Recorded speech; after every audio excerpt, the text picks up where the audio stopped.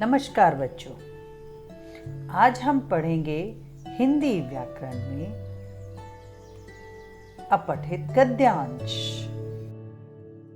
अपठित गद्यांश क्या होता है बच्चों? आपको पता है? अपठित का अर्थ है जो पढ़ा हुआ ना हो। ठीक है बच्चों, यह गद्यांश उसी कक्षा के पाठ्यक्रम की पुस्तक में से नहीं दिया जाता। इसे पढ़कर इससे संबंधित पूछे गए प्रश्नों के उत्तर देने होते हैं। अपठित गद्यांश में पूछे गए प्रश्नों के उत्तर से ही पता चलता है कि विद्यार्थी स्वयं किसी विषय को पढ़कर कितना समझ सकते हैं। और क्या होता है बेटा? इससे छात्रों का मानसिक व्यायाम होता है और उनका सामान्य ज्ञान भी बढ़ता है। तो बच्चों, हम यह कह सकते हैं कि अपठित गद्यांश का अर्थ होता है जो पढ़ाई ना हो। वो हमारी जो कक्षा है, उसकी जो पाठ्य पुस्तिकाएं हैं, उनकी जो किताबें हैं, उसमें ना हो। अब इसका उपयोग कहाँ होता है? अपठित पद्यांश को पढ़कर हमें उसी में से उनके प्रश्नों के उत्तर देने होते हैं। इससे क्या पता चलता है? इससे हमें यह पता चलता है कि जब बच्चा प्रश्नों के उत्तर देता है तो उससे हमें पता चलता है कि बच्चे को उस विषय के बारे में कितनी समझ है, और उससे उसका मानसिक व्यायाम भी होता है और उससे उसकी नॉलेज भी बढ़ती है और ज्ञान भी बढ़ता है। इसको अपठित गद्यांश को बेटा हल करने के लिए कुछ छोटे छोटे से बिंदु होते हैं, जिनको यदि हम ध्यान रखेंगे तो हमें पता चलेगा। कौन कौन सी होती है? थोड़ा सा देखो। जो गद्यांश है उसको हमें ध्यान से पढ़ना चाहिए और 2-3 बार पढ़ना चाहिए। गद्यांश पढ़ते समय मुख्य बातें जो हैं उनको अंडरलाइन कर लेना चाहिए, रेखांकित कर लेना चाहिए। गद्यांश के प्रश्नों के उत्तर जो है वो अपनी भाषा में एकदम सरल देने चाहिए।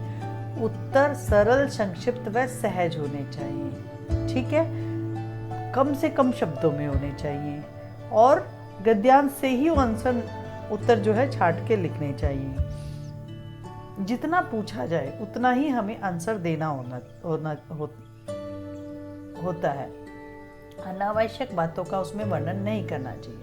गद्यांश का शीर्षक पूछा जाए तो गद्यांश के शुरू या अंत में ही कहीं ना कहीं उसका शीर्षक छुपा होता है, या मूल भाव के आधार पर भी हम शीर्षक लिख सकते हैं।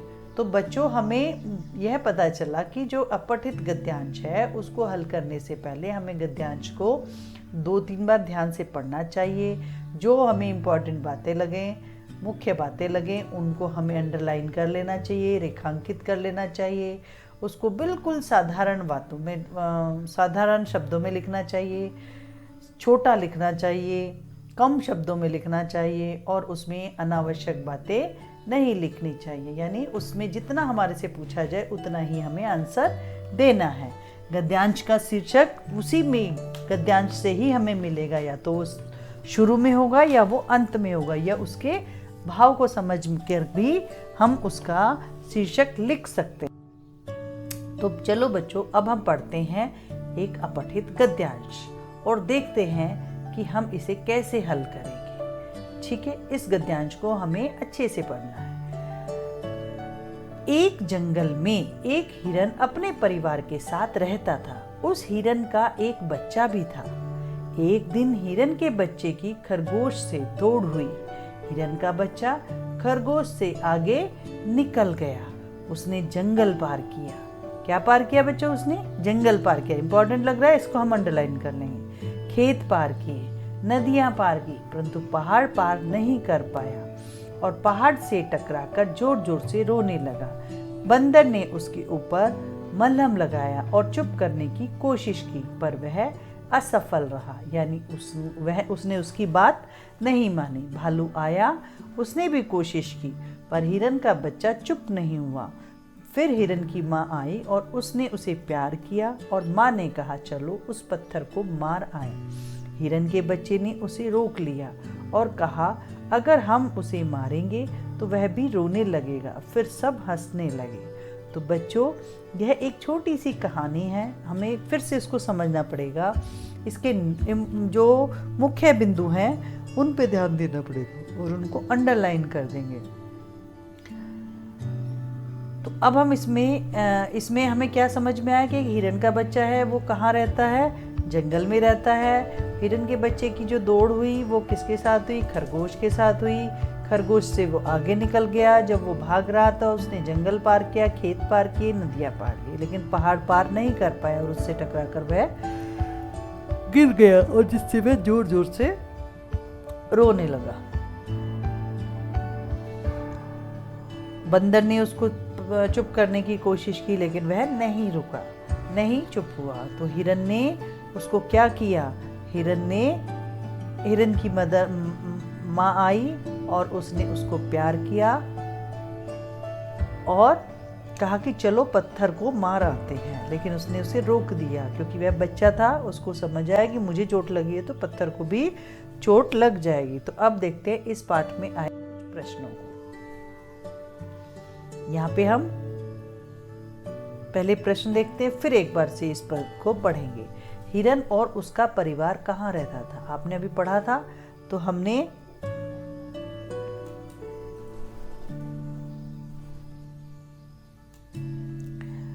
क्या देखा था कि हिरन का बच्चा परिवार कहाँ रहता था, जंगल में रहता था। तो हमने इसको क्या कर दिया, हमने इसको हाईलाइट कर दिया, ठीक है। उसके बाद दूसरा क्वेश्चन, हिरन के बच्चे की किसके साथ दौड़ हो गई, किसके साथ हुई थी बेटा उसकी दौड़। हाँ, नेक्स्ट लाइन में हमने क्या पढ़ा था, खरगोश के साथ हुई। तो हम क्या लिखेंगे, हिरन के बच्चे की दौड़ खरगोश के साथ हुई थी। लेकिन हम पूरा इसमें से नहीं उतारेंगे, इसको थोड़ा सा समझ के लिखें। एक दिन हिरन के बच्चे की खरगोश से दौड़ हुई। तो हमने क्या लिखना है, हिरन के बच्चे की दौड़ किसके साथ की जगह यहाँ से क्या लिखेंगे, खरगोश के साथ लिख देंगे, ठीक है बच्चों। नेक्स्ट क्वेश्चन है हमारा, हिरन के बच्चे ने दौड़ते समय क्या क्या पार किया। अब फिर से हम इसको पढ़ेंगे। उसने क्या क्या पार किया था, जंगल, खेत, नदियाँ। तो इनको हम सब क्या कर लेंगे, अंडरलाइन कर लेंगे। क्या कर लेंगे, हमने अंडरलाइन कर लिए और इसको हम यहाँ पे लिखेंगे, हिरन के बच्चे ने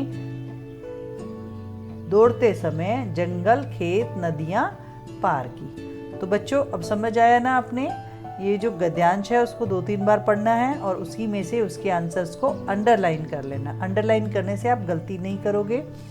अंडरलाइन करने के बाद आपने जू का तो उठा के नहीं रखना है, आपने उसको प्रश्न के अनुसार लिखना है। अब देखते हैं अगला प्रश्न, हिरन का बच्चा किससे टकरा गया था। हिरन का बच्चा किससे टकराया था, अब देखते हैं हम ये कहाँ मिलेगा हमें। हिरन का बच्चा पहाड़ से टकराकर जोर जोर से रोने लगा। हिरन का बच्चा पहाड़ से टकरा गया था। अब गद्यांश में से 2 संज्ञा शब्द ढूंढकर लिखिए। आज आपने पढ़ी थी ना संज्ञा। संज्ञा किसे कहते हैं, नाम वाले शब्दों को।